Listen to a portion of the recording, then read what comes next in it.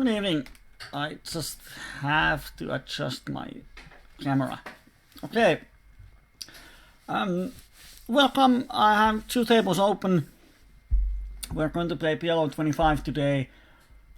And as normal, when you're commenting about the hands, please say the table number 1, 2 will be up here and 3, 4 down here. And say what was my hand, because I'm going to find the replayer. To show you the hands, we have 2-minute delay for security reasons. I'm not sure, my internet connection might be crappy today. So if the screen goes blurry every now and then, it probably is because of my connection. So if there's any problems with the quality, please say it in the chat. Let's see what we can do, and if it's too bad, then we have to do something else. I don't know, but let's hope it works.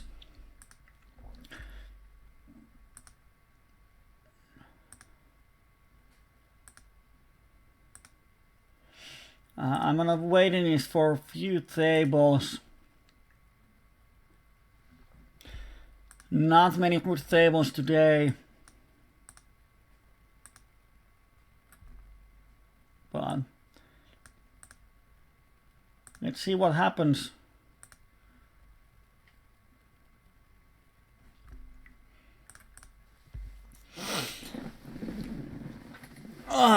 If you have any topic in mind that you want to discuss about today, feel free to do it.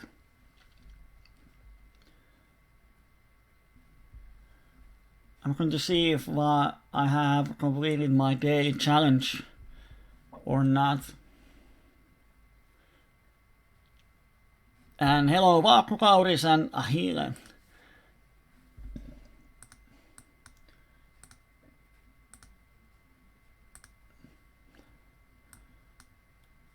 No, I haven't. Oh, it's available tomorrow, yes. I have done my challenge for today. So we're going to start with PLO 25. Let's see if we can get good tables. If all the tables are crappy, then we can do something else. Here I'm going to take that seat. Yes.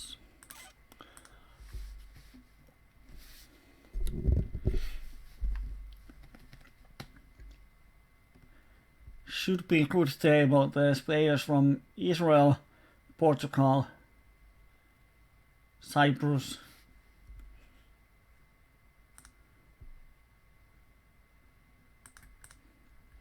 On table 4, I'm going to open from the button against the limper. Bitline is sort of tightish. Should have decent folding equity against him, and we have position on the limper.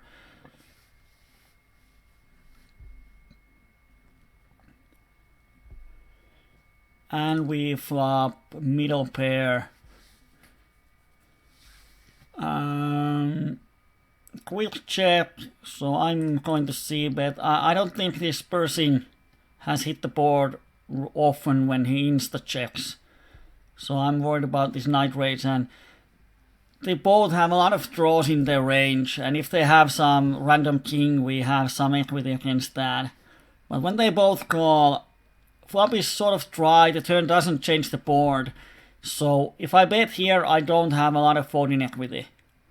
So let's check it back and see if we can get a good river. Of course, the problem is that if they are good players, they know that I don't have top 2. So Queen 5, King 5 is probably the top of my range here. And even those I sometimes bet. So they can bluff me, but when this short is shoves on the river, I think he has 5. Here on table 3 we isolate 3 bet. And Mario calls, and on the flop the turn comes, he shoves. Yeah, he has the straight here almost always, but we have 2 pairs and flush draw. We have enough equity to call, so we let the flip. We have 37% and we miss both of them. We needed 25, we have 37, so it's an easy call. And wow. He calls my flop c-bet after 3-bet with the cut shot. Oh my god. I mean, what's the idea? When he calls, he has half a pot left, so he doesn't have any folding equity on the turn. So that's a horrible call. 25 and 5. Well, I'm out of words. But yeah, after that call, he is my friend. That is so bad. Actually, I think it's beyond bad, but it's a good thing he is in our table.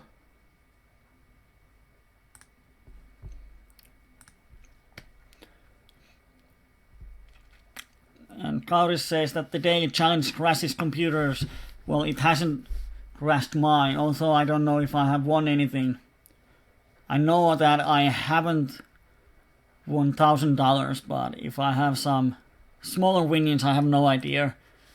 Here on table 4, we have sort of active player on our left, and the rest of the table is actually turned into regulars, so I'm going to take this table away.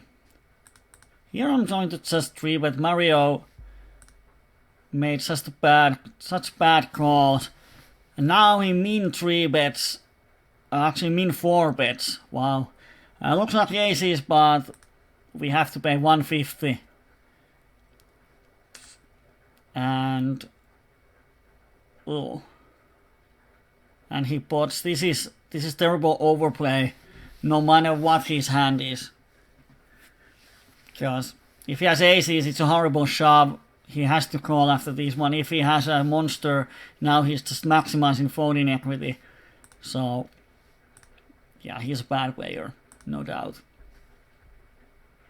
2 big mistakes so far in 2 hands. We should be making money when playing with him. Like I've always said that to make money in poker, you have to make less mistakes than your opponent.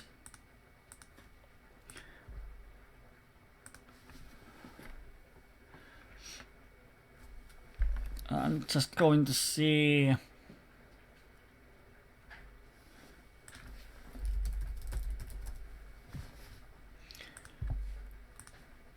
See one thing. Here on demo 1, we're going to bluff him, yeah.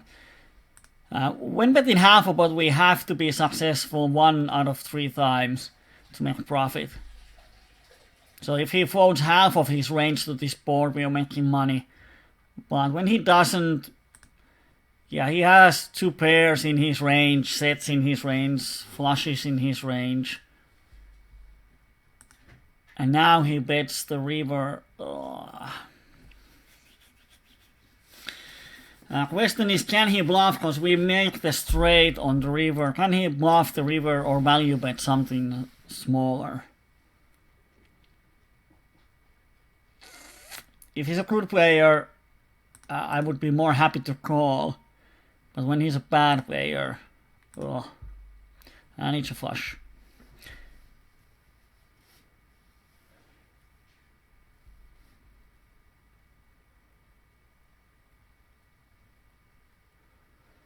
Well, do we have the here is the hand.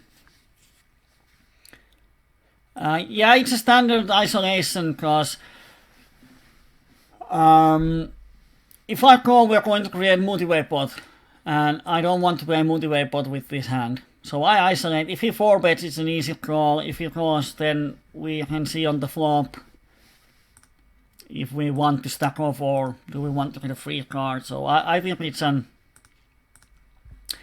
pretty standard isolation. And we get a cold call back here, and we flop 2 pairs and ace high board. It's a great board when you have 3-bet and you don't have aces. So we bet 475. He calls, he has $6 behind. He doesn't get the odds even if he has open-ender.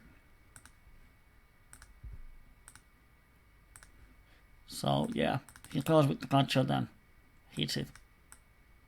Lucky bastard. Here on table 3 we have a hand against the same player. Now we have 3 pairs and a flush draw. And he pots the flop, pots the turn. Hard to see him having something else than the straight, but we have such a great odds. We have, how many odds we have? 15-ish. And implied odds, so I'm going to call. And we miss the river. So we're going to lose $10 to him. Now he's going to shove and we fold. He's just owning us.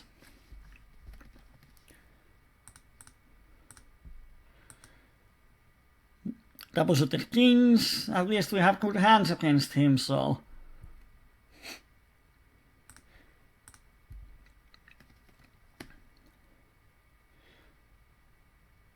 And he limp folds. Oh my god. And no action. Too bad. And this is a fishy player too.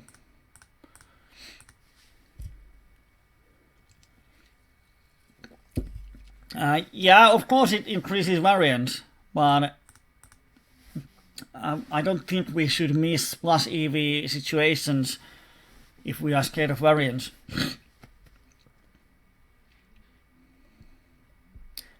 At the moment we didn't know much about the player, so even against regulars this isolation is pretty decent in my mind, because if we hit the board they think that it doesn't hit our 3-bet range. They think our 3-bet range is aces and high cards and big rundowns. So if we hit the straight or 2 pairs kind of hands, and now we have the cut shot with it, they often make semi-bluff raises against us.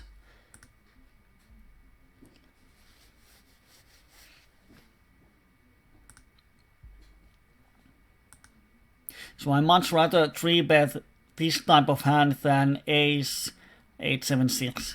Because then when the ace comes it's kind of crappy spot. Of course you see, but if opponent calls you don't know if he's just calling with better ace or... actually I think we could have shoved this queen's pre-flop versus shorty.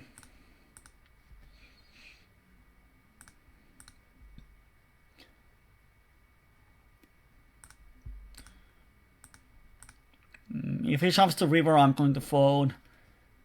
Yeah, then he probably has the hand.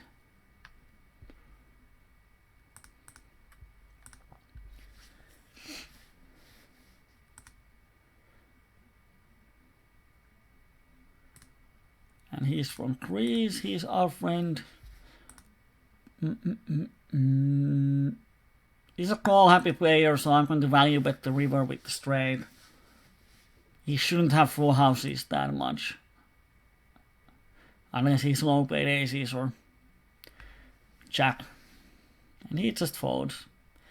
Kind of board is ace jack jack and, well, yeah. Kind of spots where if you call the turn, why fold the river?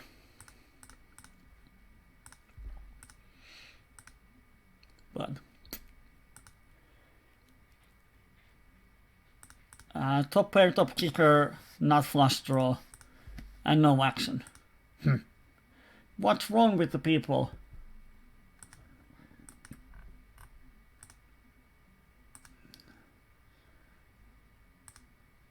And I'm going to put myself into a couple of waiting lists. Oh, and Mario left. Well, he made the profit for today. Chip leader join a wreck infested table and show how to exploit them. Well, the problem is that I'm not sure if you can exploit solid regulars because of the rake. Even if you have a small edge, the rake is so high that often what happens is that no one wins. And against these other wrecks, I don't have that much hands. Kyyberi is one, I have 1000 hands, but if you're trying to find some turn or river tendencies, it's still pretty small sample size for that. And I'm playing Pelon 25 mostly at the coachings, so if I was playing, or if I were playing these tables every day, I would have a lot of notes on them. If I have some notes on what kind of spots I can exploit them and so on, but I don't have that. On demo 2, we 3-bet double-suited aces and the flop is horrible. 26-16 probably is going to check raise a lot of semi-bluffs, so I'm going to check back here and see if the board pairs or spade comes, or well, jack is good, we have cut shot and flush draw. So if he bets we can call, if he checks I'm going to check behind. But he bets we call and boom, we have the nuts on the river. And it's a backdoor flush, which is always super nice because no one believes in backdoor flushes.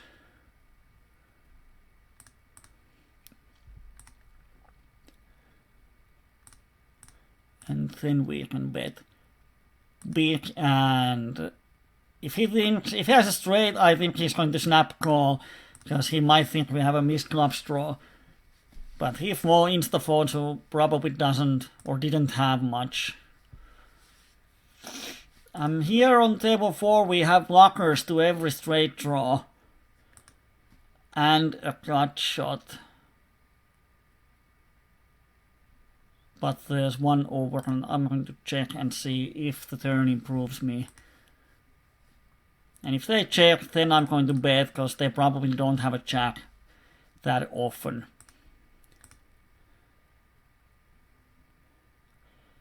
And I have a blockers to the straight, so I'm going to shove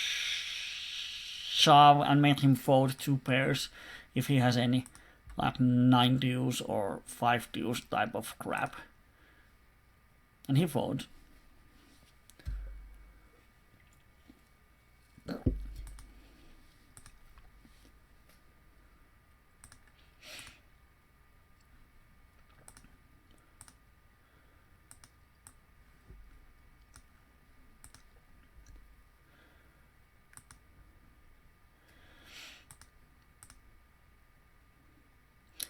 Because of the rate, I don't think anyone should be playing with the regulars. Of course, if you want to improve yourself with playing regulars, then you should do it. But I think you can play with regulars even when there's fishes on the table.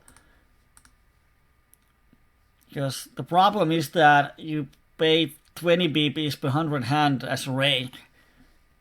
So even if you have a 10 BP per 100 hands edge on your opponents, you're still going to lose money. So it's so hard to make profit amongst the regulars, and the variance is high. You might play a lot of hands with them and you don't even have an edge. You think you have edge, but you probably there's a situation where you just don't have the edge. And you don't know it because the variance is so high. You might win, you might lose. No one knows. A good way to tell if you have an edge over your opponent is that if you can spot mistakes in their gameplay. Like I'm going to call this small rundown because this Sinan is a green player. So if I hit something nice, I'm probably going to get a lot of value. But when I miss the board, there's not much to do. So a good way to tell if you have edge over your opponent is that can you find mistakes in their gameplay?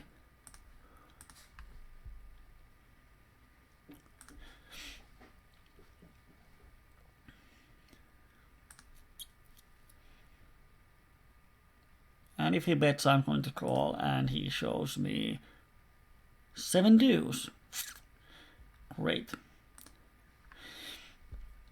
Like, when you go to showdown with your regular, see his hand and think, would I have played in the hand in some other way?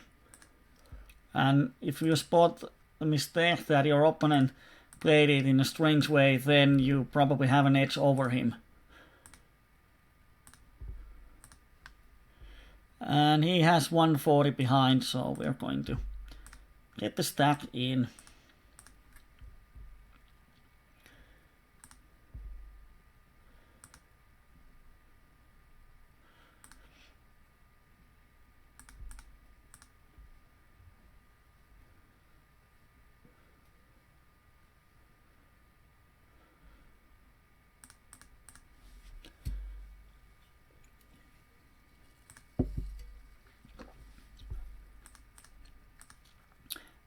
Here comes the 3-bet.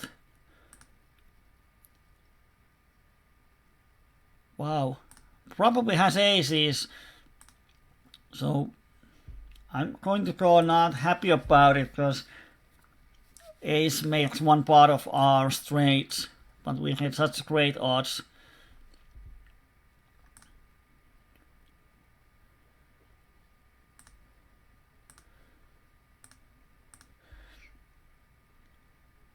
On the outside table, we open from the button and we had 3-bet and we missed the board, so it didn't end up in being interesting hand.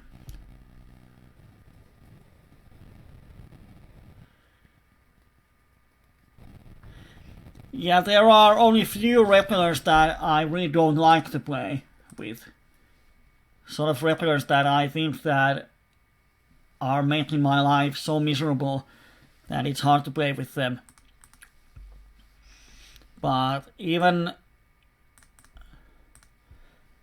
the mediocre regulars, like, if they are not making huge mistakes, then there's no way I'm going to make a lot of money out of them.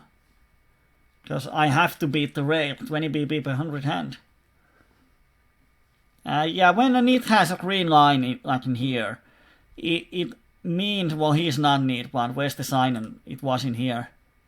When green player, when a nit player has a green circle, it means that he has made a light code, and most often it's making overplays with, overcalls with overpairs, like calling with aces in a spot where it's just a hardball call, or calling with 2 pairs when it's obvious that I have a better hand, and so on. So when a Tightest player has a green line, it means that he bluff catches too widely or just can't fold better hands.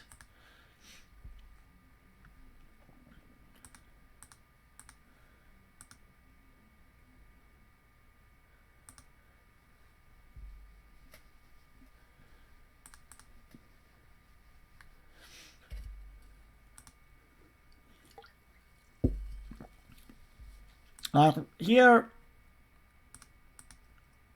I now have 3 tables open in here. Like here, the Kyyberi 16-9 player is kind of.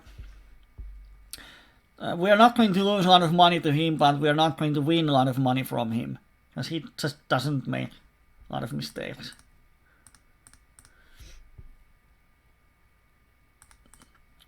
So, not sure if we can make profit out of these type of nits in the long run, if we consider the rate. And table 4 has died.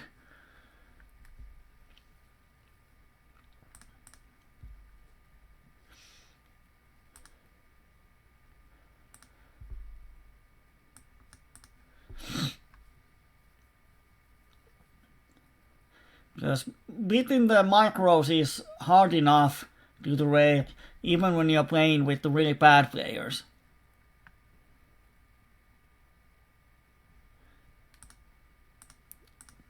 A lot of people are complaining that it's impossible to beat the micros, and they are playing with the bad players. So if you go and play with the regulars, it's probably impossible or then you have to be really good and not even sure if it's possible if you're really good to beat the rate. Because to be able to beat the rate, the opponents have to make enough mistakes, and if they are decent regulars, they are not making huge mistakes.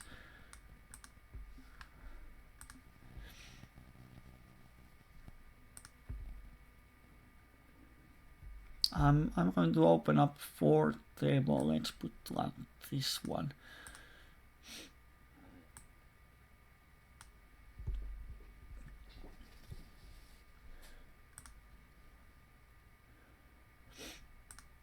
And now we just wait. Playing with the regulars is sort of interesting topic, because if you're playing on some other network, then it might be that most of the regulars are not good enough. They aren't even that good. I played some poker on PKR network.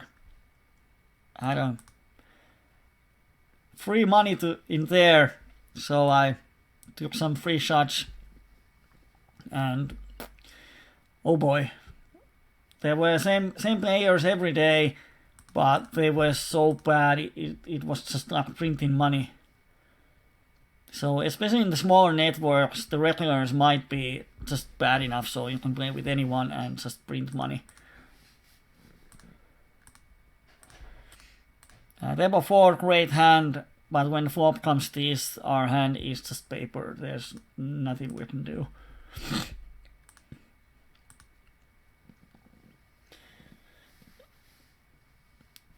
Well, Jambalaya has problems with the computer. No, we don't have problems. We are problem free. Of course, the all-in shootouts freeze poker stars pretty effectively.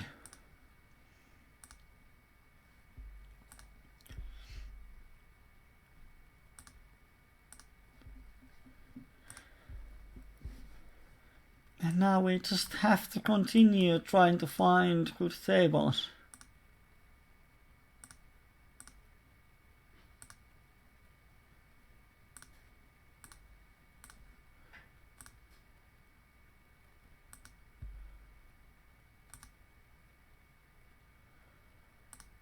Regulars.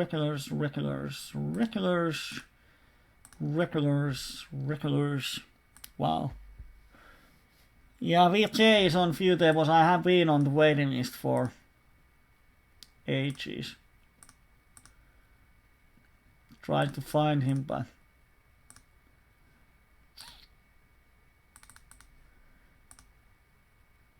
there's not a waiting list for his tables anyway. I'm not the only one who loves him. On table 3, I'm going to isolate. This pink color means he's an ace lover, so he doesn't want to fold aces, or overpair on that matter. And now he 4-bets, he has aces for sure. So we call, see if we hit the set. No, we don't, but we hit the flush, so we are going to stack off. Just not sure how to. I'm going to call.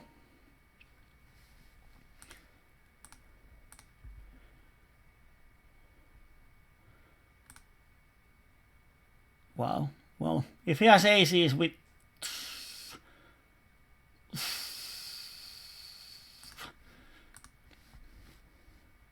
No, he didn't. I don't want to check behind. I don't get any value if I check the turn. He's not going to call the turn. If he, he's not going to call the river if he doesn't call the turn. And if he has aces, he has 4 outs to make the full house. And I don't want to give free 4 outs.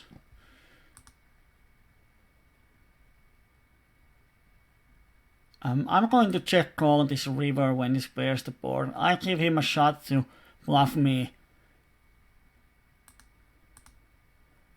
I don't think there's much value in betting. I was trying to check raise the turn because he's such a shorty, but his hand improved on the turn. That's why he didn't bet. That just, when out of position, it often means that you have to miss 1 or 2 streets of value. And that's the biggest downside in playing out of position. Like here, we draw the flop with the cut shot and flush draw, backdoor straight draw. Turn gives us the nuts. If we don't, yeah, he would have called now when he has them, but if he has air, he might barrel the turn. He didn't. And on the river it's pairs, we can't bet, so kind of spot where we missed a lot of value in position. We would have just bet the turn when he checks, and it looks like it's a bluff. So a lot of good things happens when playing in position.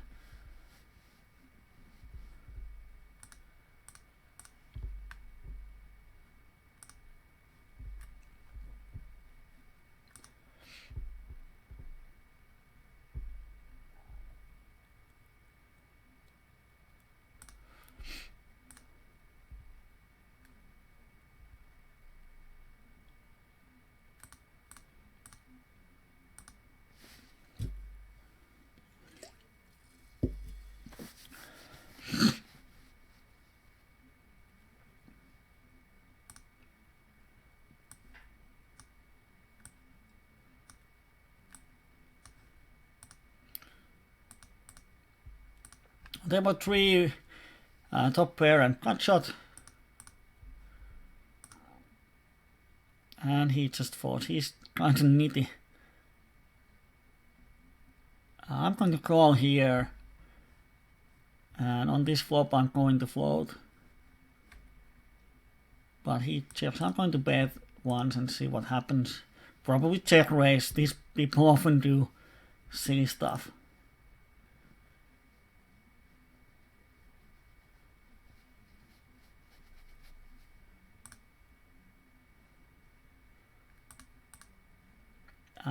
Call happy player. I'm going to open full pot on the button.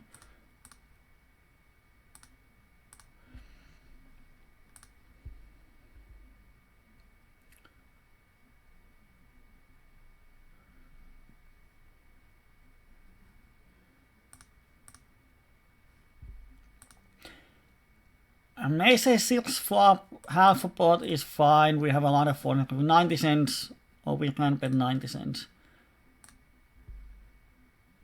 Oh, we couldn't get in the table of this VK ding ding guy. We have 7 tables open now.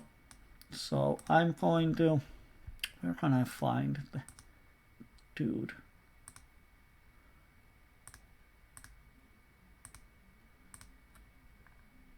Has he left? No.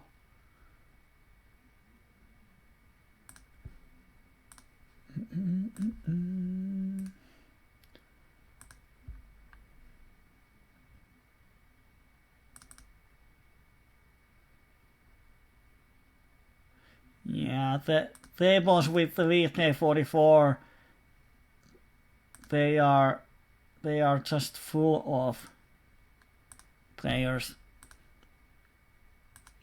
I mean regulars. Yeah, 3 or 4 regulars in every table. There's 6 players. Yeah, a lot of players want to play with him. And the tables are just full of regulars, so there's 1 fish and 4 decent regulars. So I don't know if there's enough profit.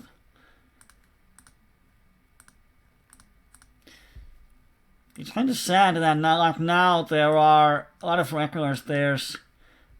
Is he in these tables? No, he's not, but he's on the other tables. There's the Funny Bone playing a lot of tables. Like here you can see that, yeah, he's played 16 tables or something like that. And then we have the Kopeck Finnish regular playing like 10 or 12 tables. And a lot of regulars, so now if we have 4 regulars having a session right now, it means that in every table every decent table there's 4 regulars. So there's not much spots for the fishes if you go in. So it kind of sucks. Then, wow, we can call here when we have the quads. Well, the only hand we can get value from is probably the aces. So I'm just going to bet big.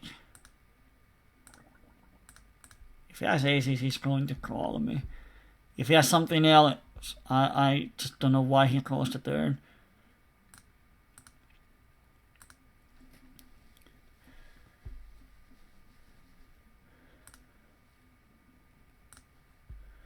And therefore the idea is that if club comes, I'm going to bet on him.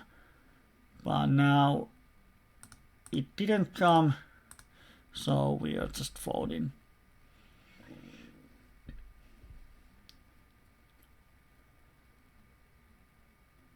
He is asking, is it okay to play tied? Well, of course, anyone who uses heart knows you're playing tied, but I wouldn't be worried. Maybe some of the better regulars know what to do when you are tied. A lot of players see that, okay, you're playing 18, 15 or whatever your stats are, but they have no idea how they can adjust and exploit your tightness. So I wouldn't be too worried about playing tied. Often it's better to start with playing tied than trying to play twos, because it's always easier to start tight and then you become better player and you can see where you can open up more, open up your range, use aggression, and so on. So, but if you're starting to play twos, you start with VPIB 35 and you are just going to find yourself in really problem spots all the time. It means that probably you're not learning much and you have no idea. Someone says that you have to tighten up and you have no idea how to tie it up because you have used to play with 50% range. So it's easier to start tight and then loosen up. It becomes sort of automatic if you just continue improving. When you get better and better, you begin to see that, okay, these are the flops where my opponent doesn't hit the board. I can raise here with any hand and it's just automatic profit, and so on.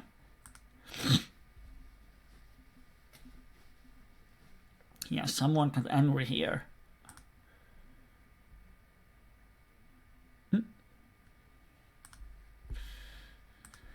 Oh, isn't it nice when people get angry on poker table?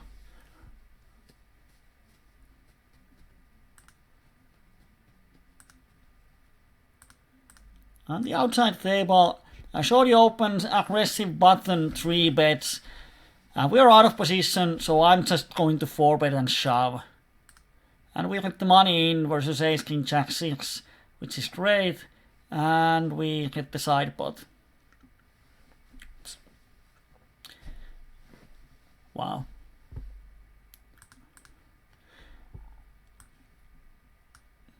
Eight, queen 4, and he stacked off pre-flop. Wow. Like, Christ. Well, a lot of Slansky bucks there. I know some people who doesn't like to 4-bet here and open up their hand, but the thing is that we are 100 pips deep, actually shorter. So it doesn't matter. When we make the 4-bet, this is plus EV for us. Even if the opponent knows that we have aces. And as we saw, people stack off with a lot of hands that don't have the equity to stack off. If we call, he might shove or he just calls, and then we have a pot of $9. And we have a SPR almost 2. So we're going to have a lot of problems on the flop. So I think it's better, especially out of position, just 4-bet and make your life easier. But actually we have almost 29. So was it a break even for us? How much we end up with? 21, 29, yeah. So we didn't win anything, we didn't lose anything.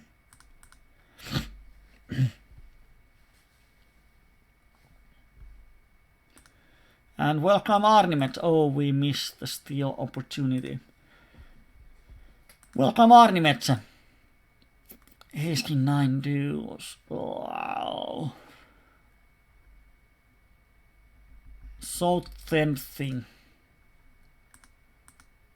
50 cents. I'm going to pass. It's often in a 5-way pot, the strongest hand we can often hit is just ace high flush draw. We're blocking the king high flush that gives most value, so we have to draw, and we're in the middle position. Unless we hit the flush draw, we just have to fold the flop. And even if we hit the flush draw, it's not automatic that we make profit out of it.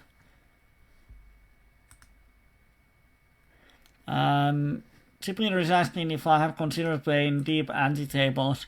Well, I have considered, but I've always said that there's not much recreational players there.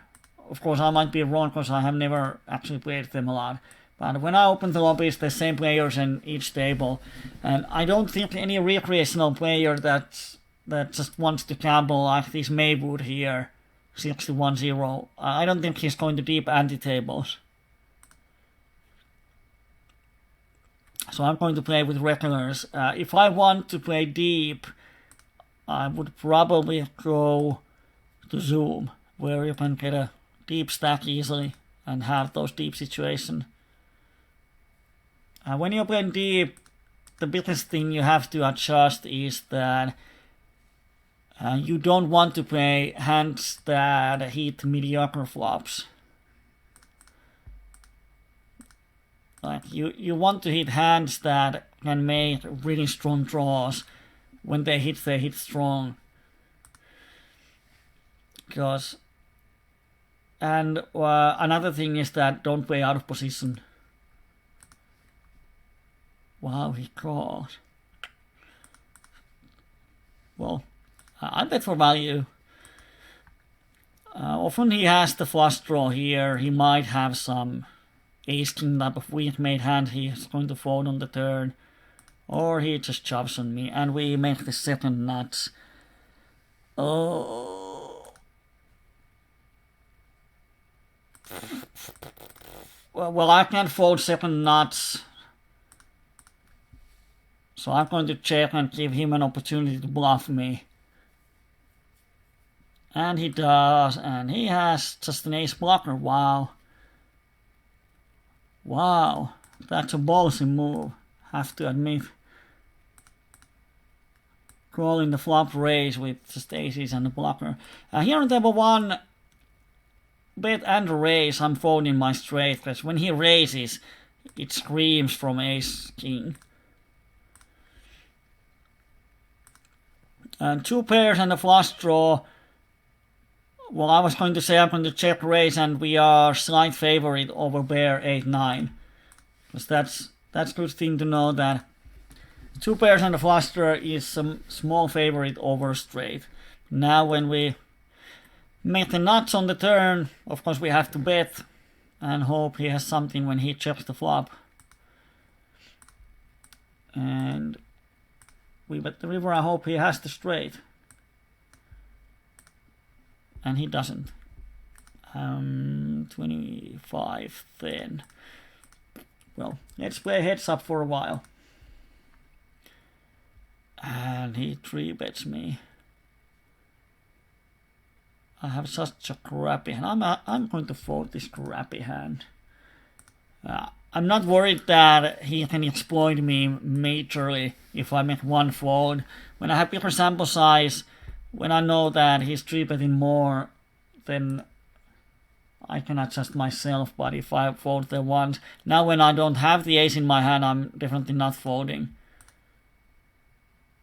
So being out of position and 3-betting out of position heads up is kind of thing that when this flop comes, no matter what he has in hand, he has to bet first. So now he's suddenly invested $4 into the pot. And I can decide now if I want to call with my odds or do I want to raise, do I want to bluff. So no matter what his hand is, it's hard to play out of position.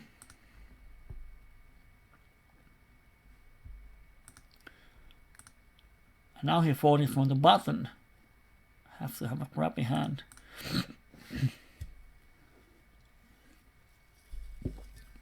And if he keeps 3-betting a lot, then we have to pick up a 4-betting range. Wow, now he just fold. What happened? What is going on? Well, if he folds, I bet. Oh, we are playing heads up on 2 tables against him. I'm going to put this one here. We have a double heads up match. Interesting card on table 1. I'm actually going to bet if he raises, he has a bigger full house. So I'm happy to fold. But he might call me with some weaker flush draws and so on. I'm going to sit out the next hand. And he checks, wow.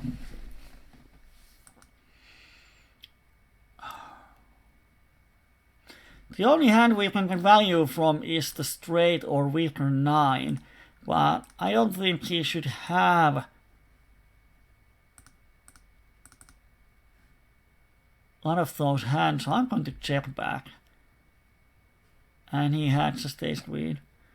Because it's hard to find a hand that we can get value from. And here I'm just giving up because I don't have anything.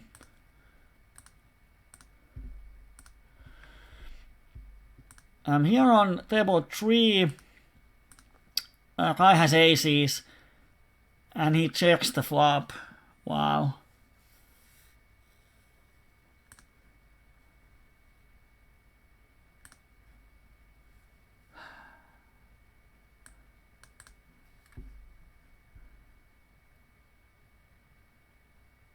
And if he has ace high, oh yeah, he raises. If he has ace high flush, why would he check the turn?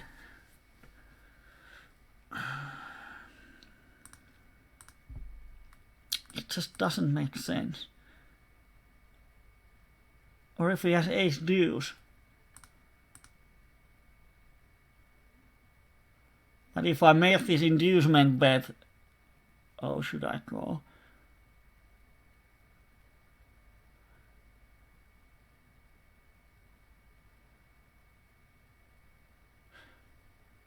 I really think this isn't bluff, because it's such a bad spot for him to bluff. I think he has a straight flush actually here, often. Or at least ace high. He wouldn't raise ace high flush here. Oh dear. Have to fold. If he was bluffing, I know when I make the inducement, small inducement bet, I don't represent much, but I think I still have a lot of strong hands in my range. And there shouldn't be that much folding equity, and he made a really quick shove.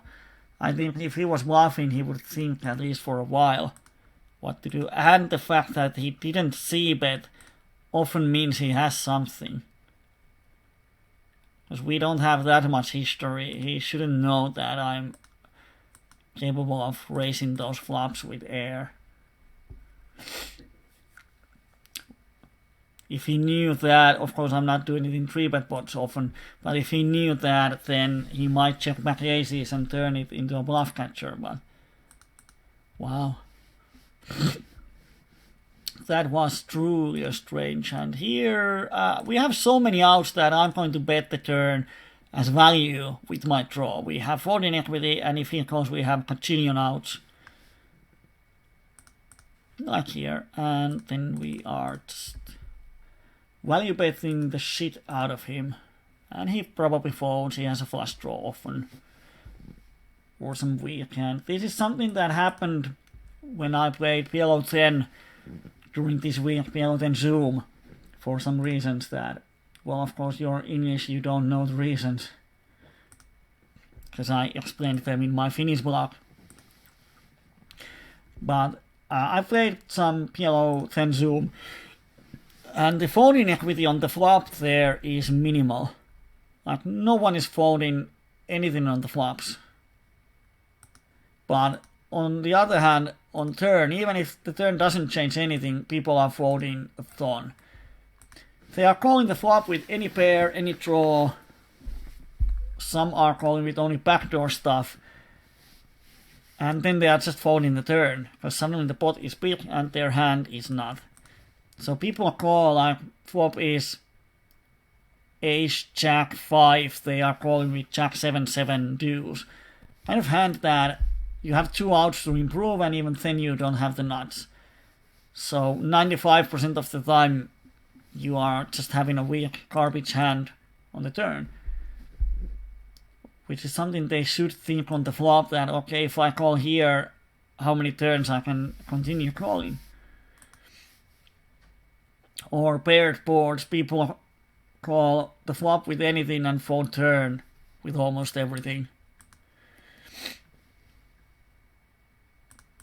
Interesting flop on table 4, because the jack is our pivot card. Of course we have the flush draw, but there's half of the deck that gives wrap for us on the turn. 3 is not one of them, but if Cleveland checks, I'm going to bet here. Sort of semi-bluff, because no one should have a jack. And when the board pairs, I bet into 3 people should fold a lot of the ranges.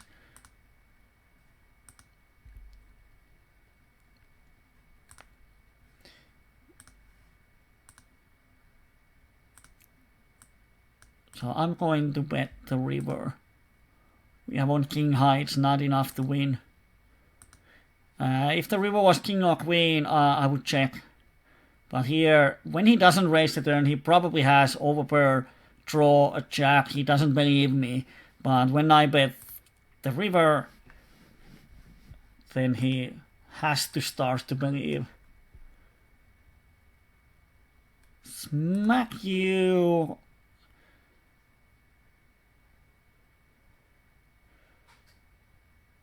I'm going to call once here.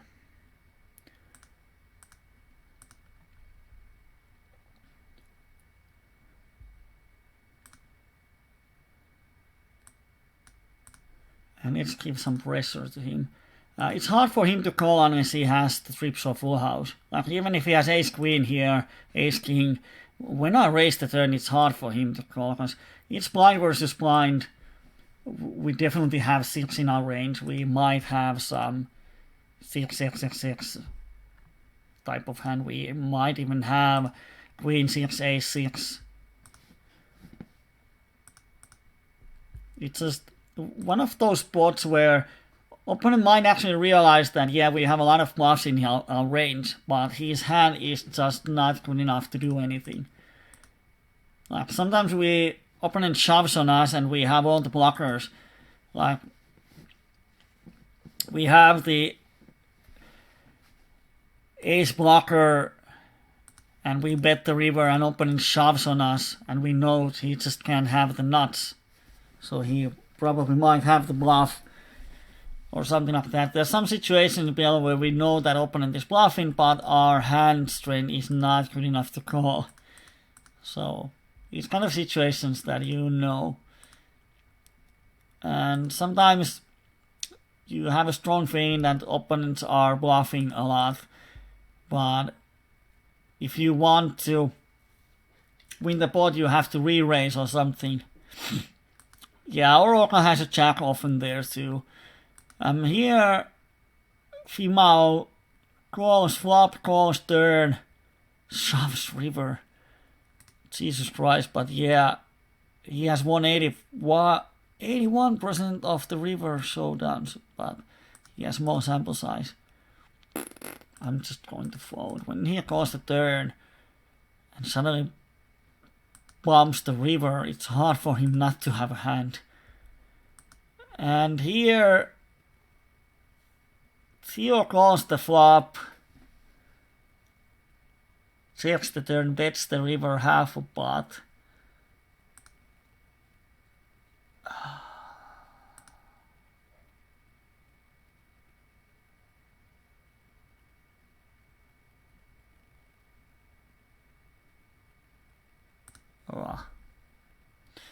Oh, he didn't have the. I was so worried that he might value bet straight or. Here's how I approach the situation on the river, because we have a bluff catcher, and when he bets the river, then we have to think that, okay, if I want to call, what hands he can have that I beat, what hands he have here on the river that I can beat. And pretty much I don't think if he has some kind of jack, then I don't really know why he bet 10 deuce. Well, of course, if I thought about folding a set, that makes sense, but he has a made hand. I would think that if he has two pairs or straight, why would he bet here? So probably he's polarizing himself that he has a flush or air, and then what kind of air he can have. Queen 9, 9-8, open-enders. Some jack XX over pairs, not sure. I don't even know if that call was a good one in the long run, but half a pot, yeah. He doesn't have to bluff that often when we check the turn.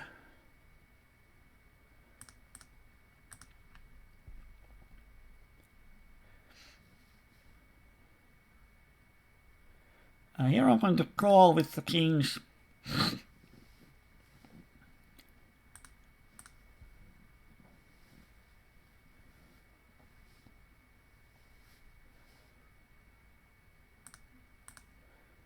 And he donks. I'm going to call once. On the outside table, we got the money in. Straight versus two pairs, 4 outer on the river, actually 3 outer, we have 1-10 in our hands, so unlucky. And now he checks. I'm going to actually bet, because with these lines they often have a queen XXX or some kind of straight draw. And he just folds, wow. It's so amazing what people can do.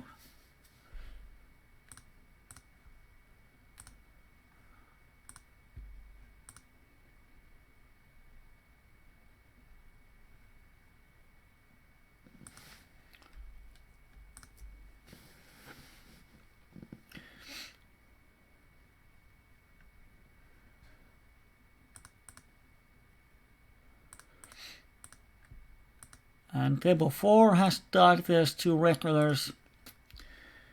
Wow.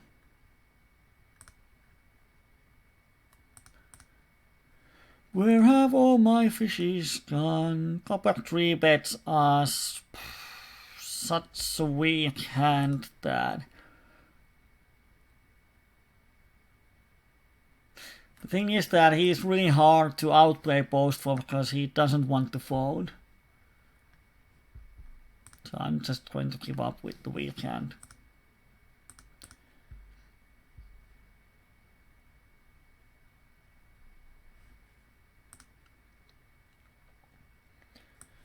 So we change this table to here and go to lobby and see if we can find anything.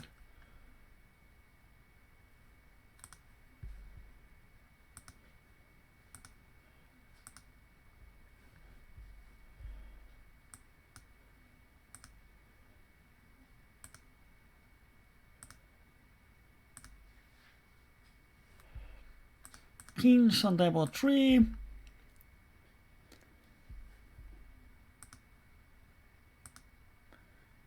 Oh, there's some crease, 2 crease players on the table. It has to be a good one. And now the guy 3 bets us. The first 3 bet.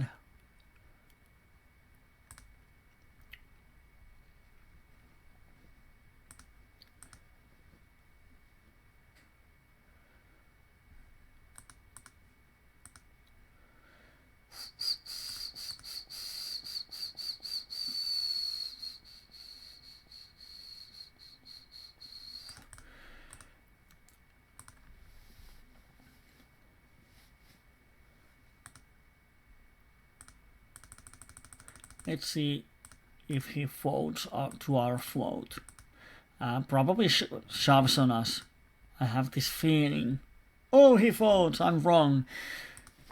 It's good to be wrong. And here we're gonna strip it from shorty. We have position, so he's going to stack off on any flop. So I'm going to call. We have so many things we can hit on the flop. This isn't one of them. On table 2 we hit the quads. Oh dear. Folds 24%. I'm going to make a really small bet. It's so hard to get value. The only way to get value if he has some kind of draw.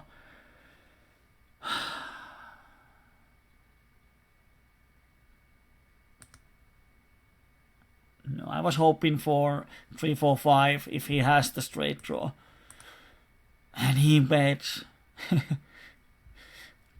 It's so bad situation because the only hand we can get value is pocket deuces.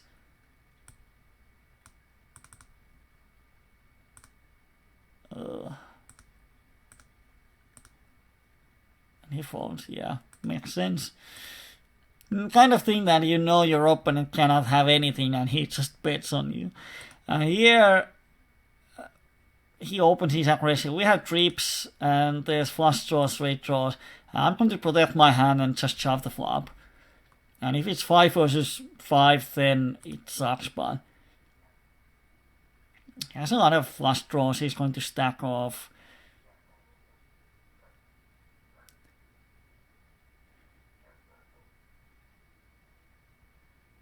He probably doesn't have a hand because he thinks so. He's just going to fold, but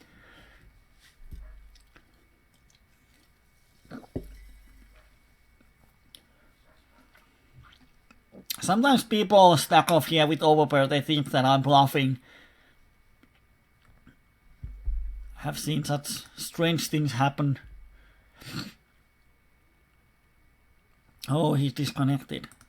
That sucks.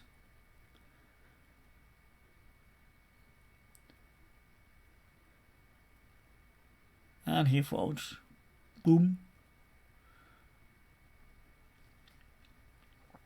But the thing is that if we just crawl here and the turn is ace 3, 4, 6, any heart, then we have to check.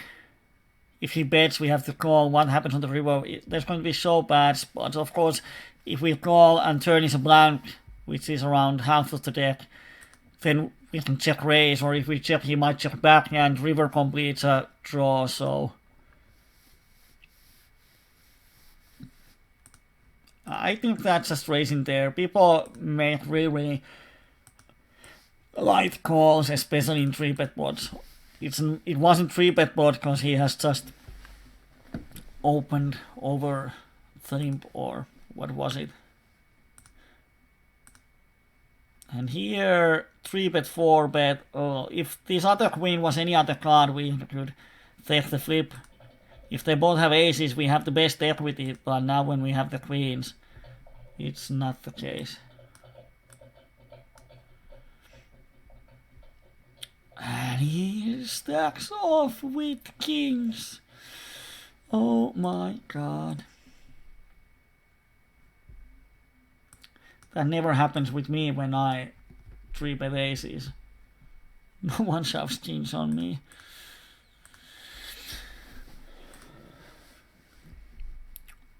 Now we're going to 3-bet, we're going to fold unless both of these crawl. This beer boob is regular. I don't like him. Here the regulars are complaining about some stack off. I have no idea what they're calling.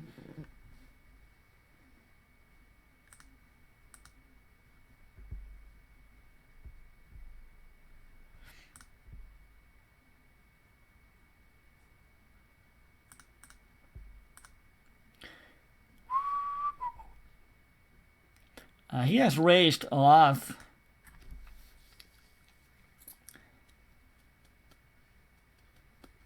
Now the thing is that is it too light to shove here?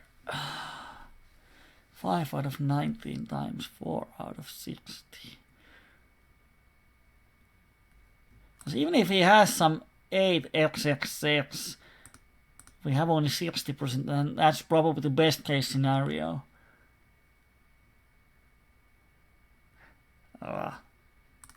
Should have thought that before making the bet. So now we know he's check raising a lot. So one way to adjust is starting to check back. Take away the opportunity to check raise, or if we bet, we know what to do when he check raises. So of course our stack off range gets lighter.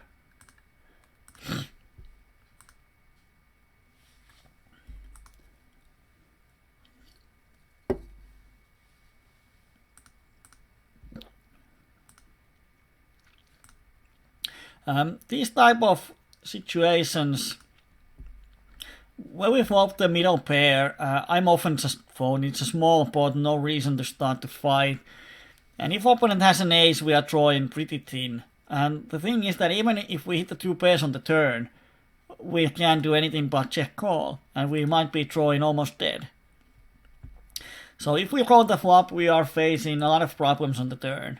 We have to fold a lot of turns, or if we make light calls on the turn, we are facing really bad river spots out of position. So to keep myself away from these situations, I just fold the flops.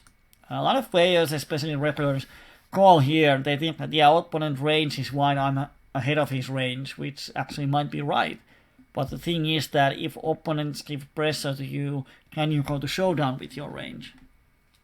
Or with your hand? So it doesn't matter what opponent has if we can't stand any heat. And if we make light call downs, then when he has an ace in his hand, he's just value towning us.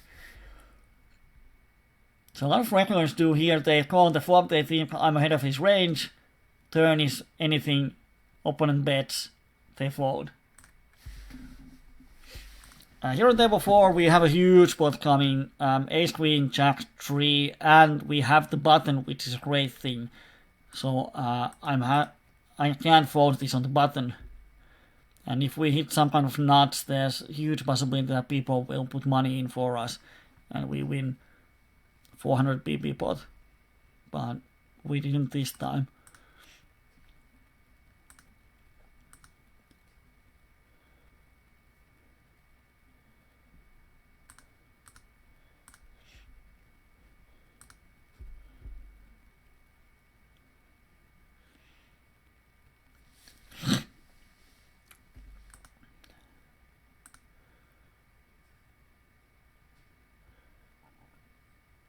Oh, he's low bet his kings.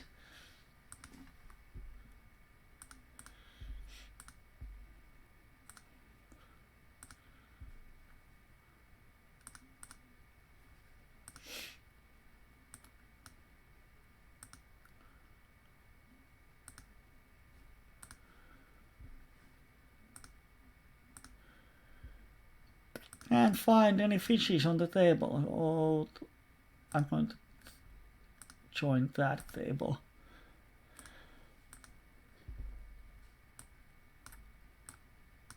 Most of the green players have left. This offer is only one. We have the Sinan, but he is not really a fish. He just makes bad calls every now and then.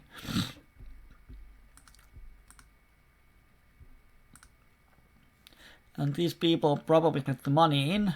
Yeah. Oh, min raise instead of shoving. Oh. Kings and aces. And quads. Easy money. I want it too. What do we have? This table 2 is horrible. We are going to sit out as soon as possible. Well, most of the tables are actually pretty bad. Here we have the Gus, which is a good player, and this Brazilian guy, he's a good player for us.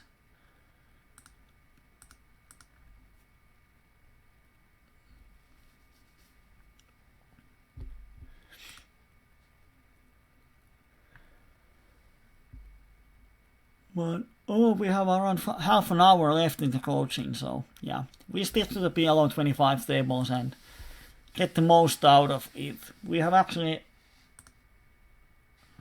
won some pots today. Of course, I have no idea if we are winning or if we are losing, because we have lost some flips too. But you can do the question on the chat. Well, I don't think it's that aggressive here. Of course, I don't know what he does in the hand four way. Big board, but the thing is that Queen 8 deuce, this is so dry board, and when he bets into 3 people in a huge board, like this guy probably has aces. I think he has to fold them. And the only hand he's going to be crushed here is a set. Even against King 8 or 8 deuce, he has a lot of outs.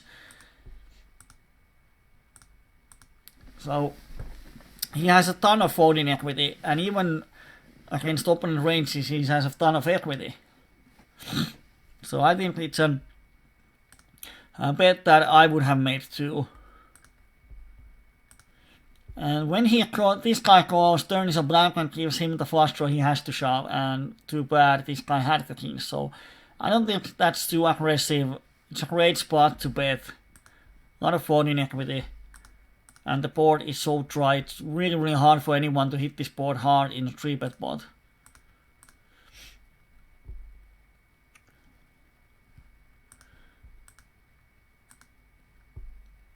Queens and 7s. Oh, I think he should have bet the turn when I check with his blockers. He blocks the 7-10 and Queen 10 and he has the flush draw, so he should have bet the turn. But it's a good thing he didn't.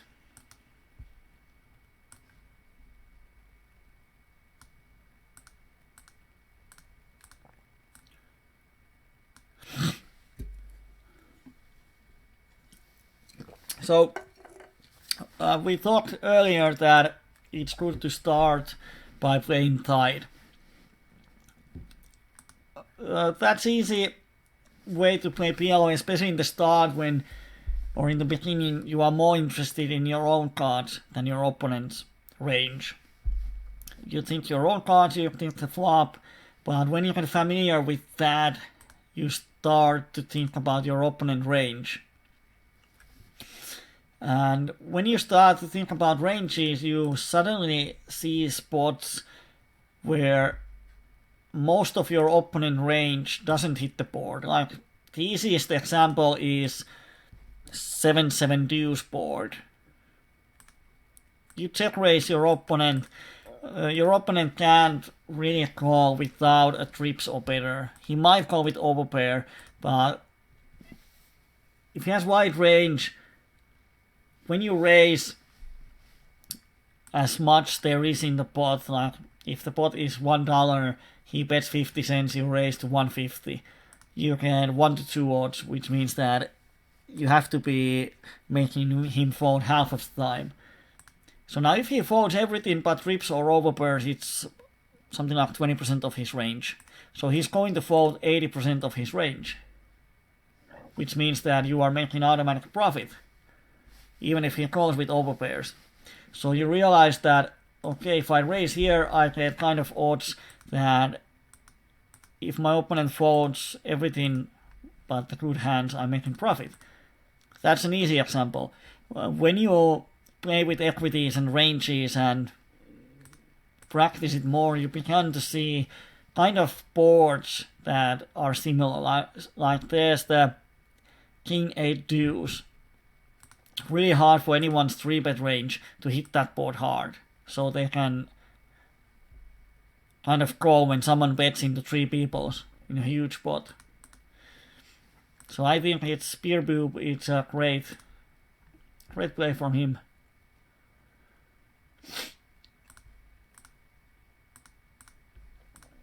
Sort of attacking the board.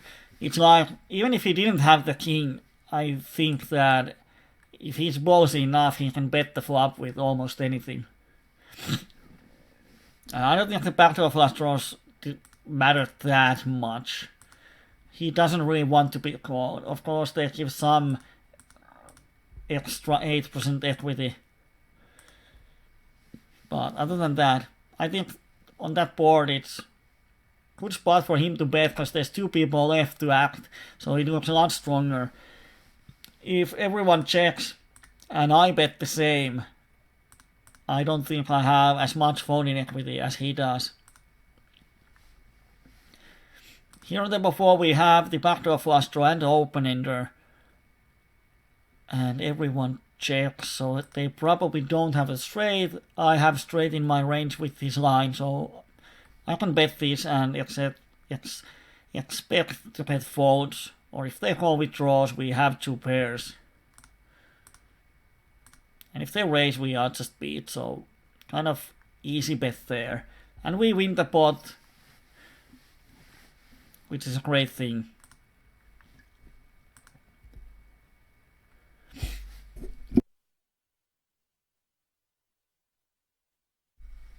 I don't know why, but my nose is full of...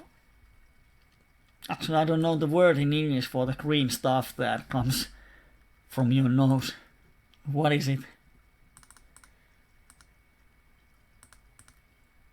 Räkä suomeksi. Or in Finnish, sorry.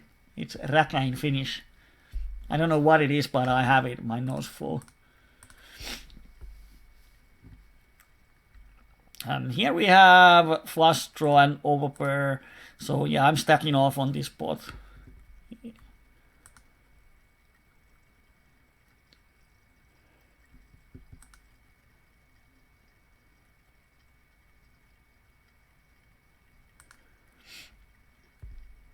I'm going to check back, because if he has an 8, he might have a queen. I don't want to be check raised here. And if he bets the river, of course I'm calling. There's no way I'm folding. When he checks, not much value in betting. And he has just an open-ender. That is just so terrible call in my mind.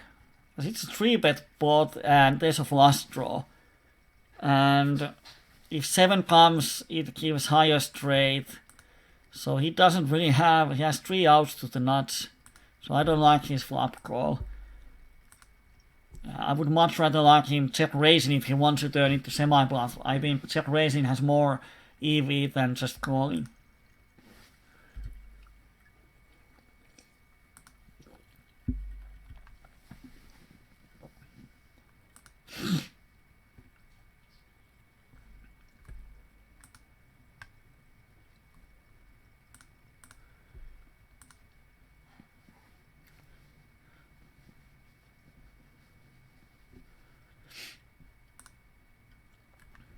On the outside table we have a similar situation.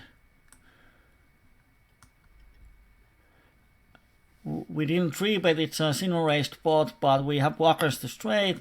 And I'm going to bet he probably has a lot of flush draws in his range. And if he has 2 pairs, he might call, he might fold. And we have blockers to the straight, so can we value bet the river? We can. Definitely, because he might put us on a missed flush draw. I don't want to shove here. I'm going to bet smaller. So if he has 2 pairs or set, he calls and he folds. He has just a flush draw there. He didn't even think. Snot. I always thought the snot is when you pick up the stuff and make a ball out of it. That's a snot.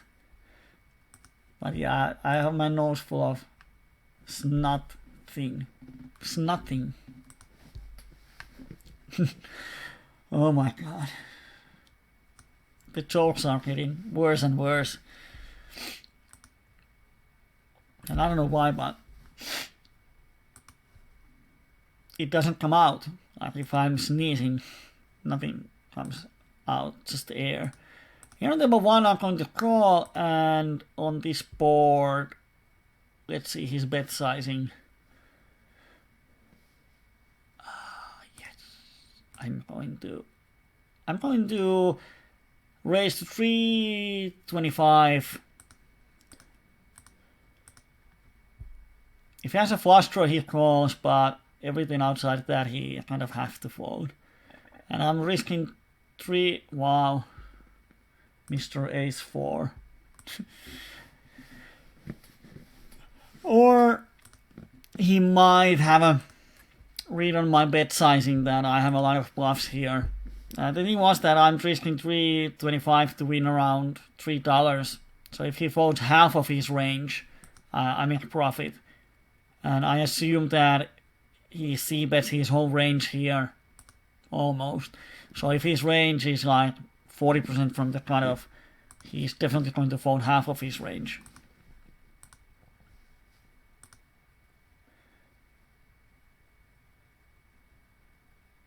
I'm going to call. Yeah, if Rema folded, I would have 3-bet, but now if I 3-bet and they both call, the SPR is going to be so low. Of course, we are deep with this guy, but let's see the flop.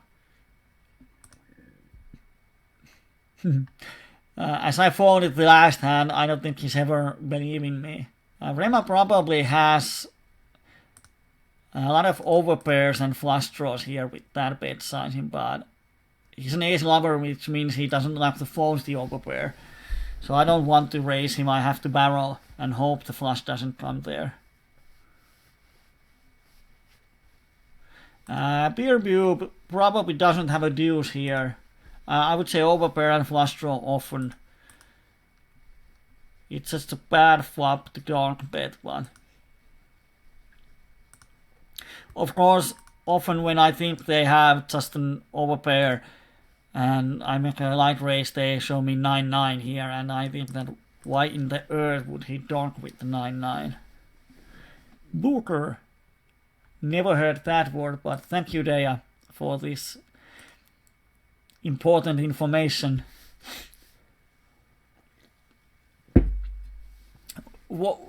I wonder that why isn't the ball of snot called snot ball? That would make sense. Now I have the snot in my throat. Sorry. Hello.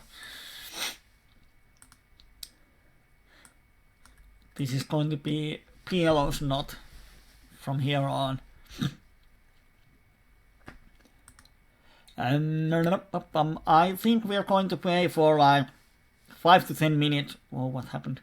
5 to 10 minutes, and then we're going to close the session. I'm starting to feel tired.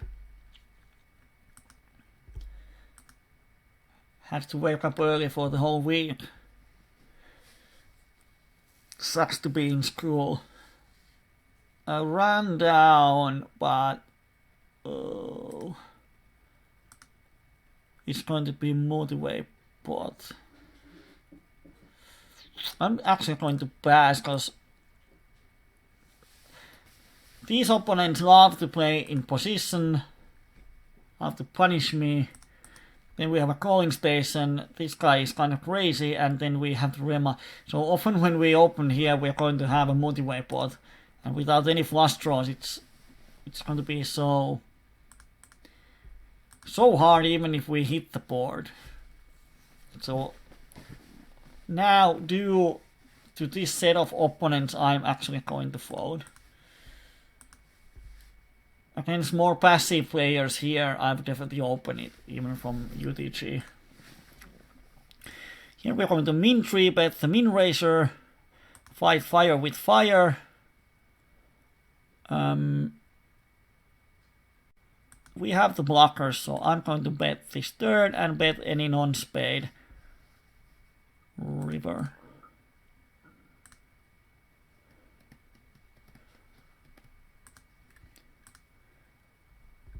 And Mr. Ojanen fold. Here we have the nuts, which is nice, and now we hope the opponent has the flush.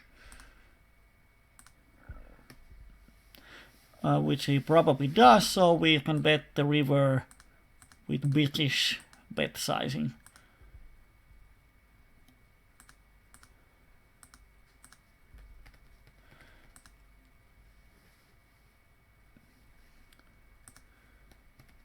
And he calls and he shows us the flush. Probably. Yes, queen high flush. And he even had to think it on the river. Wow. I would have snap called, probably.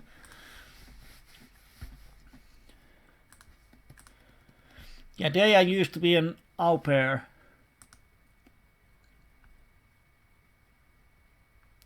I actually thought about being an au pair when I was younger.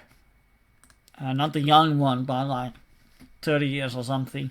I thought that it'd be nice to go somewhere and just take care of some babies for a few hours and then have fun on the evenings. Couldn't be bad. And then about au pairs, we actually talked with my former roommate once that we should hire an au pair to clean up our house and make food for us. We don't have babies, but we could use cleaning up. So how much it costs to get some 17 or 18-year girl or dude come to here and clean for us? I have no idea if you can get au pair to clean up our house, but it would have been nice. But I didn't become poker millionaire, so I didn't hire anyone to clean up my house. So now it's uncleaned. For your information.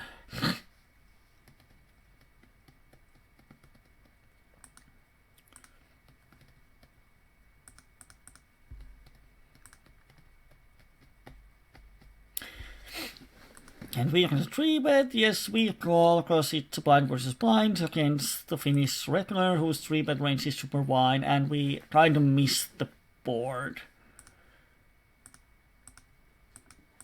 And he bets, we just have to fold.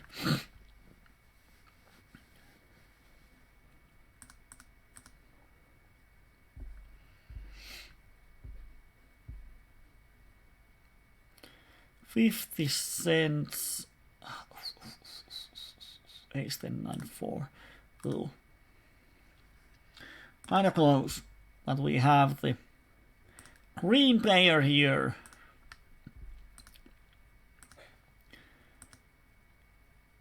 Wow. That check changes, because if he checks, I'm going to actually bet for value. Because he shouldn't have queen, they probably have draws, or he's just slow playing his overpair. Can be anyone. I think with 31-24 he should c-bet the flop. So tempts to call. He has a misdraw so often that I am going to make the call, and he shows me full house. So he didn't have a misdraw. He had a missed cut shot, but he had 2 pairs on the turn. So makes sense. Yeah. Random 5 is probably one of the only hands that makes sense with that line. But if we are playing against his range, when he checks the flop, goes the turn, and river bets, he has so many misdraws around 5, 6 or queen 10 that I think it's an easy call.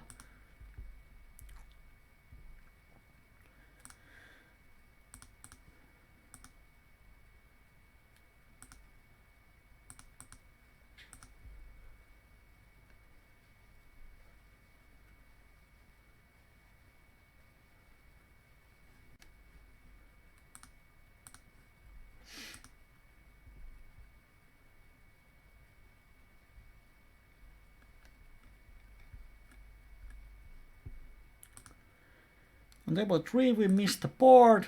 People start to put money in. So not much we can do. Trip ace is on table 4. I'm going to open up this table. I'm going to just open for value. He's calling station, so definitely can get some value out of him.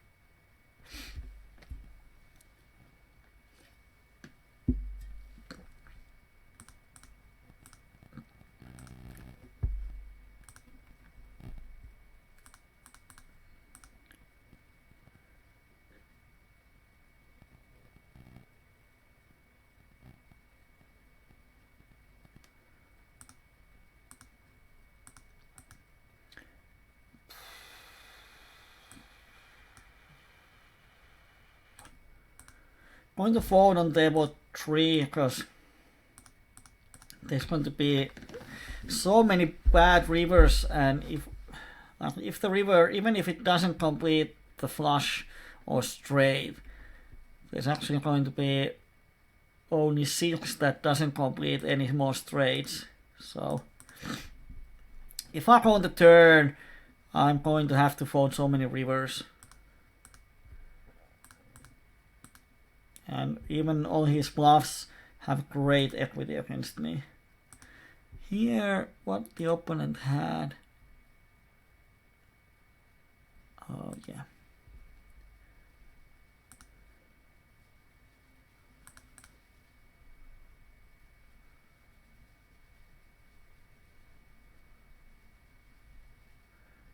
Well, yeah, he can or she can clean 40 hours a week. Suits me. Do we have a straight? Oh, damn, we had a nuts on the turn. Oh, we don't have the nuts on the turn. Mislook of a mislook. Wow. Okay. I thought we had 7-8 in our hand, but 2 pairs on the river, he checks, not much we gain by betting, so we check behind, and he has the straight, and he didn't bet it. Wow. He's scared of the highest straight. He had the nuts on the turn.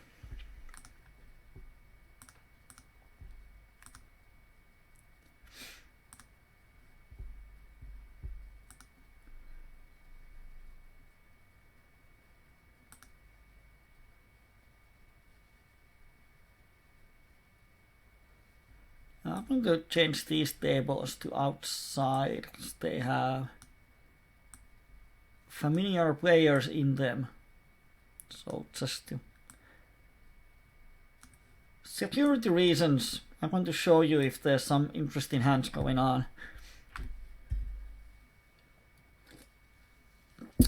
We found a spot on table 2 with 2 green players and we have position on them, so we are going to play a few orbits to get some hands on this table, if you don't mind.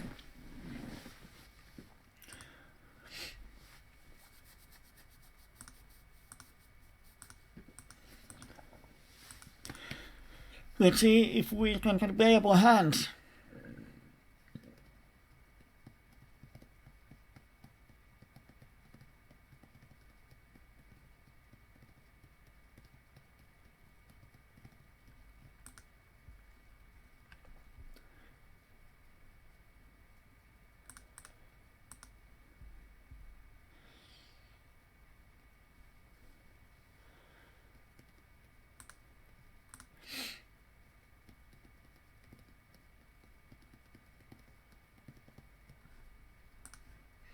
Actually, I'm going to post from the cutoff.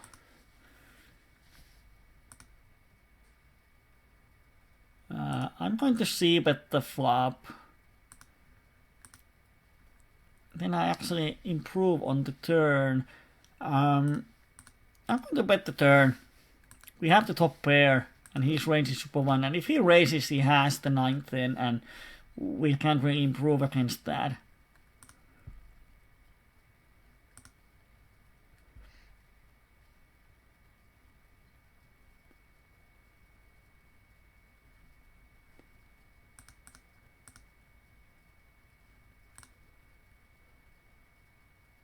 And he has pair of queens.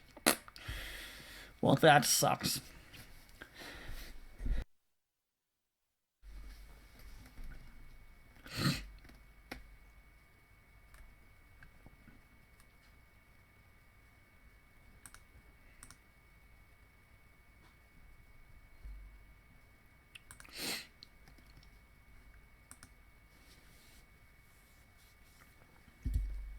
ACs, I'm going to open for full pot because we have the New Zealand guy.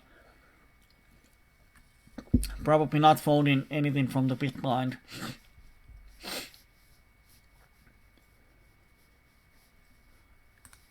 But he does. Wow.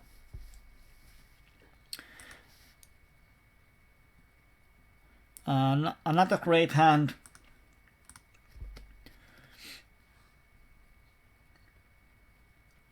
see what happens now.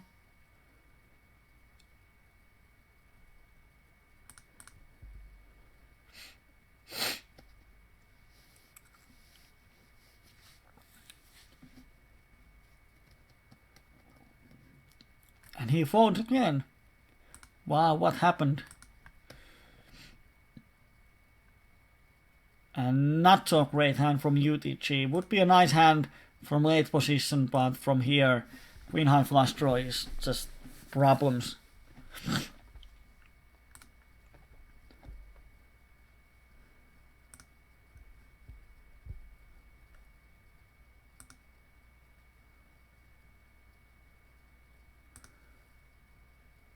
Well, I had this copper guy here. I have 1000 hands on him and he is minus 2 BBs per 100 hands.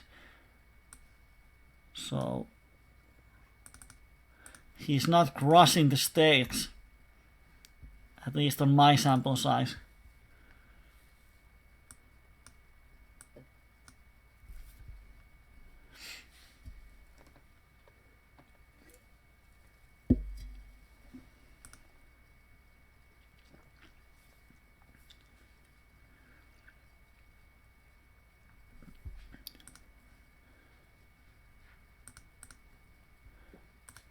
We have a decent spot. We 3-bet aces and we flop the top set, but there's so many draws on the board that I'm definitely c-betting here. And as we see, Susu shoves, he probably has a draw. And no, he has a set. And he sucks out and we suck out and he suck out and we don't suck out. Wow. That's crazy. 27% and he hits both turns. That's crazy. Well, some of them run better than the rest.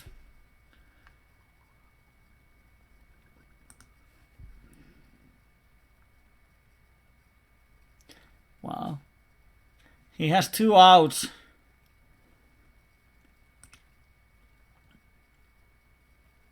And he hits 3 of those 4 9s. That's a crazy thing. I'm not sure if I can value bet here on table 1, because of course I'm going to call this one. But kind of when they call on the flop, yeah, hard to get value on the turn. And river doesn't change anything, actually makes it better for me, because now he might have a 6. Which he does, and I beat it. Yeah, we got the money in. Are we even a favorite? I can't see the percentage. But we win both. So there's justice in the justice in the poker. We had 67. Oh dear. I hope I'm not getting sick. That would suck.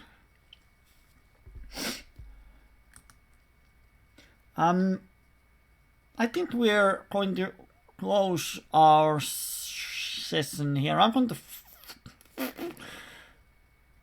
call. Blue sky probably doesn't raise, so we can see the flop.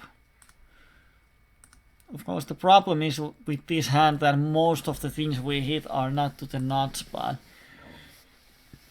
well, he never has a full house here, or never, most of the time. If he bets big on the turn, it kinda sucks.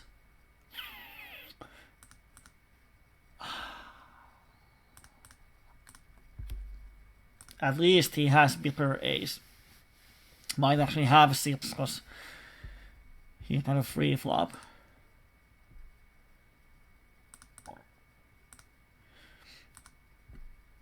So I can't remember what I was about to say, but thing is that we're going to close the session. So if you want to try to guess a win rate or winnings for today, now it's the time. Did we make a profit? Did we not make a profit? Oh damn, I thought that I called pre-flop here, so I wanted to check raise this shorty, but Yeah, we should have C, but no, now it sucks. But thank God the turn is a blank, so now when we bet, it looks really bluffy, and I think we can bet for value. Because we have one queen blocker, and he probably has two pairs often when the ace comes on the river.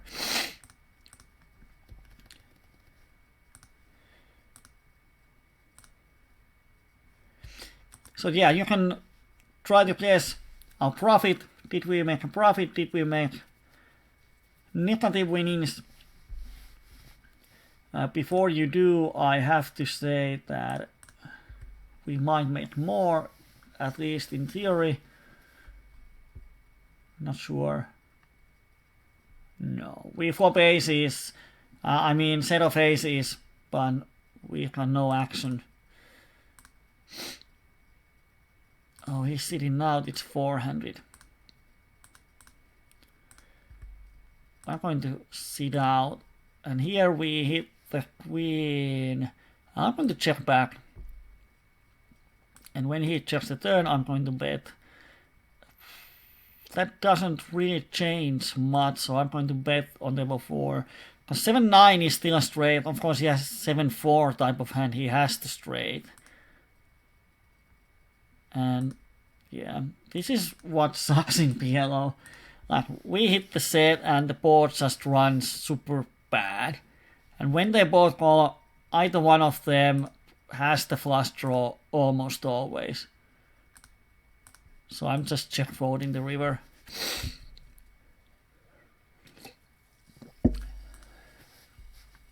And he had the nut flush. And he had a flush too.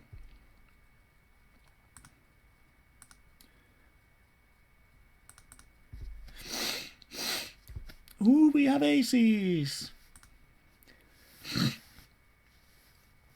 Now the best thing that can happen is that we open, this guy calls, and he shoves. So we can make a big 4-bet. Yeah, Brian says we are up 1 buying. Woo! 1.5. That would be amazing. I can remember when we had a good winning session last time. We are probably going to make more. Ooh. Ooh. The thing is that if we raise, he's going to fold a lot. So I'm going to call and give him an opportunity to do something stupid. And he folds, and we are winning the hand.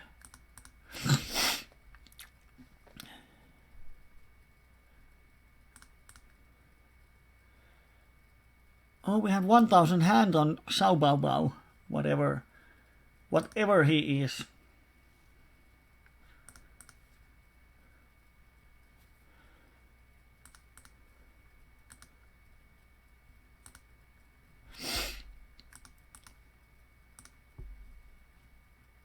I'm going to show these tables for the last hands.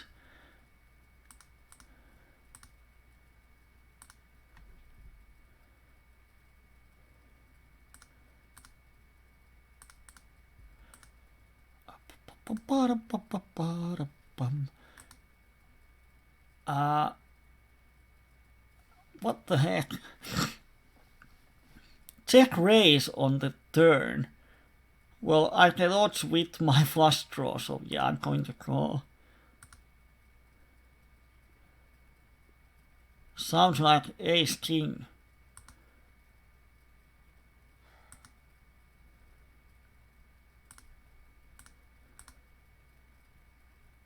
If I had any 2 pairs, I would call here.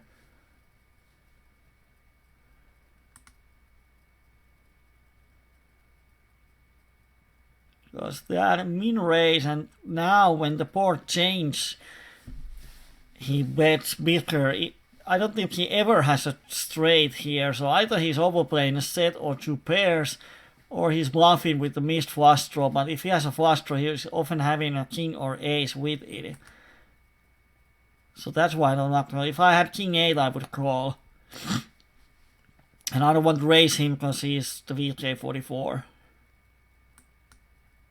That's a weird line that doesn't make sense. Why would he check me and raise the turn if he has a straight draw?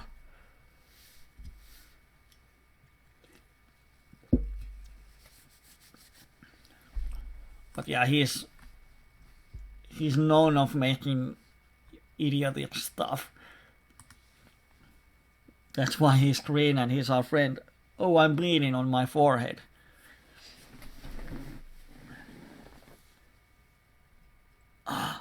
There's blood on the live coaching.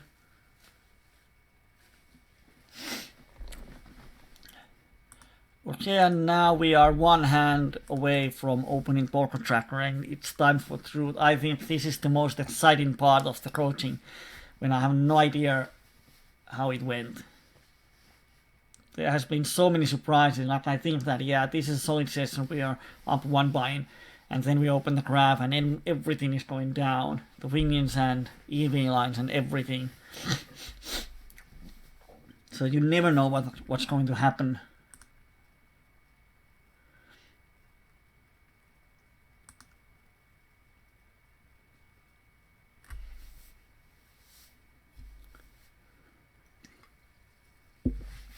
I'm just going to take care of my bleeding. Oh dear. I don't know what these are in English either. The small stuff in your skin that you can squeeze and the grease comes out of them, and then they start pouring blood all over the place. And you have to have a paper in your forehead while doing a live coaching. This is so professional. I don't know what happened. This is not a normal. These kind of stuff. Why am I bleeding this much? Yeah, this has been a strange coaching. We have the huge discussion about snot, and now I started to bleed, and now we're going to see what the heck happened today.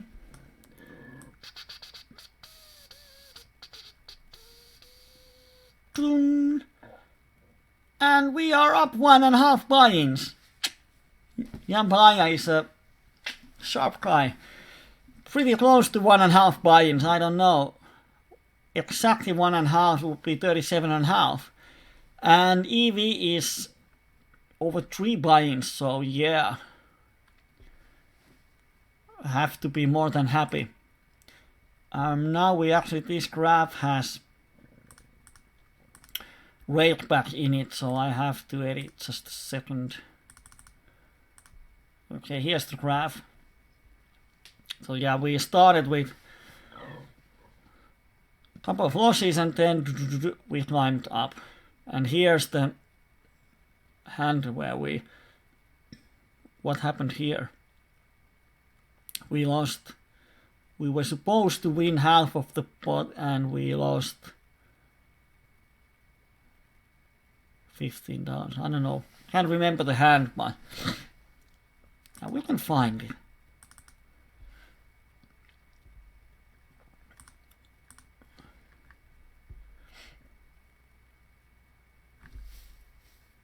Oh, god damn it.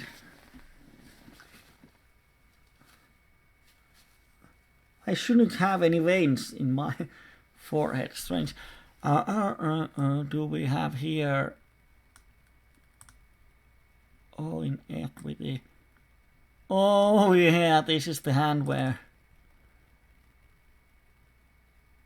Yeah, we lost with the nut straight to the 5-outer. So should be happy about it. Got the money in with the 87% favorite. So up 1.5 buy-ins. Woo! Here we go. Now we don't lose anymore or in any sessions during 2015. Thank you. Once again, there was a plan about marking hands and going through them at the end of the coaching. I didn't remember to do it, as always, and no one said anything. So next time, if there's a hand during the session that you want to focus on more at the end of the coaching, just want to know, like, what is my opponent's range here, or if I'm semi-bluffing, what should be my equity if he calls me, and so on and so on. Please say it in the chat so I can mark the hands. And now in the end we would have time to go through marked hands with all kinds of softwares and analyzing. So as I just can't remember to mark the hands, you should do it for any interesting hands. But as we don't have any hands today, it's time to continue Wednesday and see the Finnish members and those who want to watch Finnish coaching on Friday, and the rest of you on next Wednesday. This was a coaching from PokerEyemania.com, the best community in the whole wide web. Thank you and bye bye.